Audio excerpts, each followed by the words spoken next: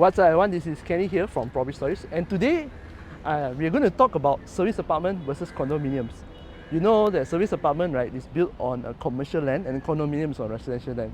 So before actually getting the title, then instead of getting the title only you know whether it's a service apartment or condominium, today we're going to examine the exterior, what to look out for, what does it mean to you as a purchaser, and what does it mean for a developer, and why sometimes, right, developer choose to build service apartment instead of a condominium. Alright, so let's start. I think by now it's no secret, everybody knows I'm a geek. I like to collect toys, comics, but this is not why we are here today. I'm here at one of my favorite places to go for collectibles, M Mall, and we're going to use M Mall as a case study. Okay, so M Mall, this is office. This is also office. This is the mall inside there. And then this part here is actually a service suites, MCOP service suites. Okay, basically it's a service apartment now. So people actually stay here. This is commercial use because it's office, and this is commercial use, and this is also obviously commercial use. Okay, so this kind of development is called a mixed development. So for service apartment, you see a service apartment, this is where people stay, is for residential use, meaning it will be HDA compliant. When you talk to the sales people, the property agent will tell you that this is HDA compliant. If you buy from under construction, it will be HDA compliant. Okay, so HDA here, that means you will follow a set schedule and you will follow the Housing Development Act. Okay, but this part here, this commercial is not protected by HDA. So if you see a service apartment, usually what you will see is that they are located in a mixed development or something on top of a mall or a retail lot. Sometimes, like down here, you can see is shops. You've seen shops, right? Then behind you put a service apartment because it's located on the same land, the same master title. Okay, so why the developer choose to build a service apartment on top of a mall sometimes? First, to maximize the land use, maximize profit. Okay, you have tier 1 land, you can build above, up top. Why you just build these few levels only? And then if you have the mixed property of commercial here and residential, you can earn from both. Why just earn from commercial only? Okay, unless you are building like a very big mall, like you know, big malls like 1U, Mid Valley, those are different.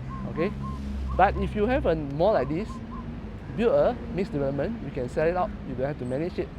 And one more thing, if let's just say if you have a bought here, you want to do business here, you can stay up here. This is what some of the traders in MCOP, right, they have a shop inside MCOP Mall and they rent up here, and their staff also rent up here. They put their stuff, they need to put their stuff, they rent up here. So it's actually very convenient for people. Another thing is why developers choose to make the service apartment, right, up there. It's also because it's easier to sell. It's residential, easier to sell compared to you put another office here, office. Why? And then office different sizes. If the office is too small, people also don't want. So might as well take a HDA compliant and change it to a service apartment. Okay.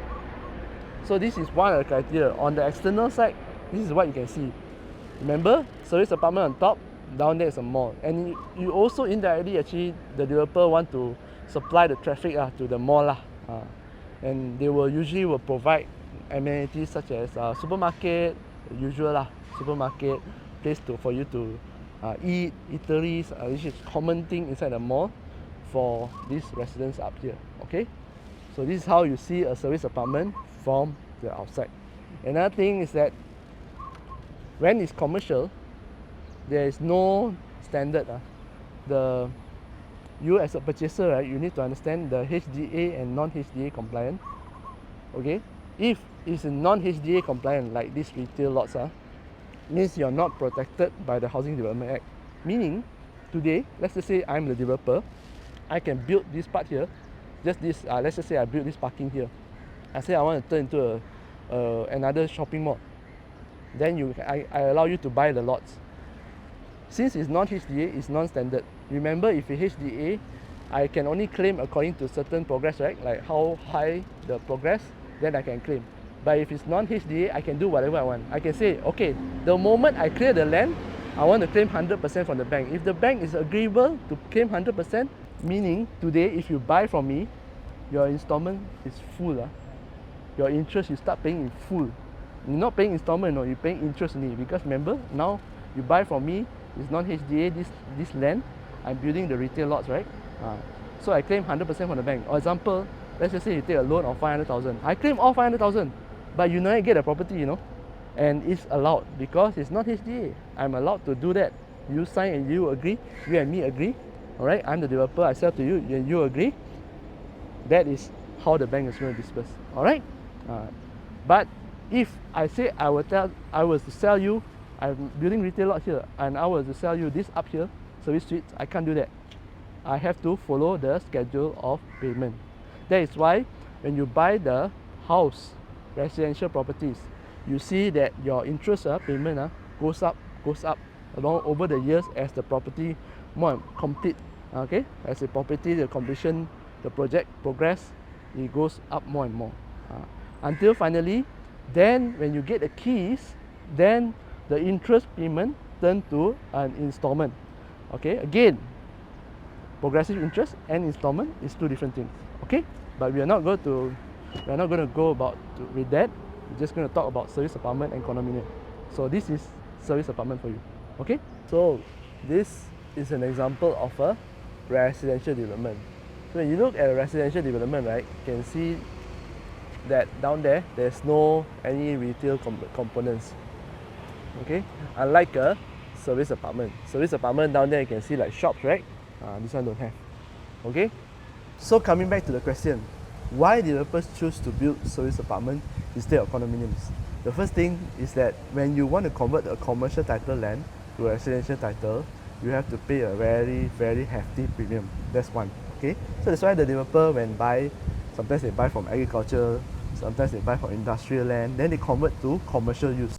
And commercial use is cheaper to convert to commercial use than to residential use. Okay, so that's why they choose to straight away build a service apartment instead of a condominium.